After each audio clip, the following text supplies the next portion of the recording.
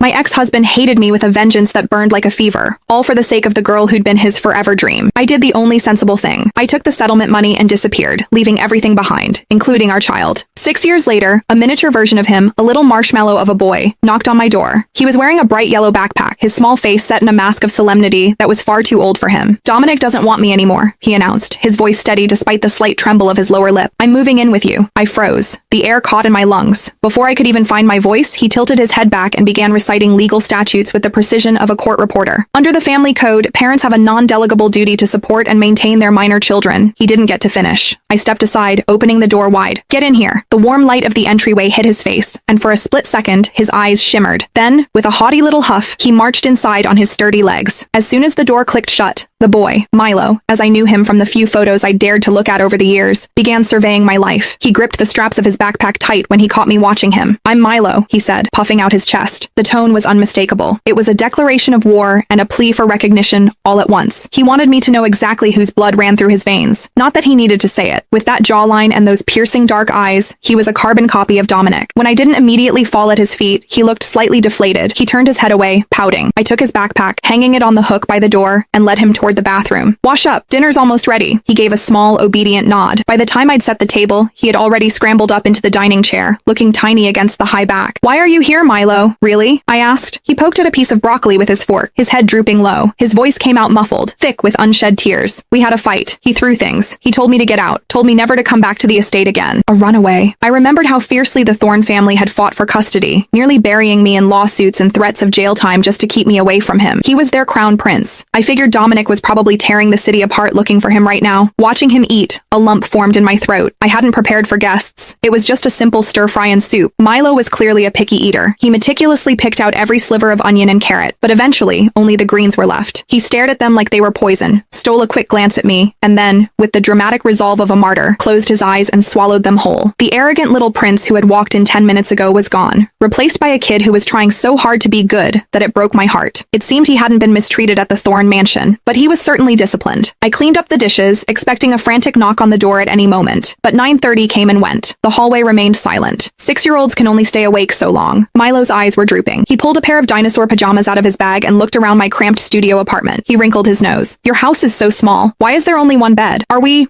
sharing?" he asked, a hint of apprehension in his voice. I glanced at the clock, wondering where the hell Dominic was. I sighed and nodded. "Yeah, we'll make it work for tonight." I expected a tantrum. Compared to the Thorne estate, this place was a glorified closet. Instead, Milo just bit his lip, a flash of something that looked suspiciously like relief crossing his face. He scrubbed his face,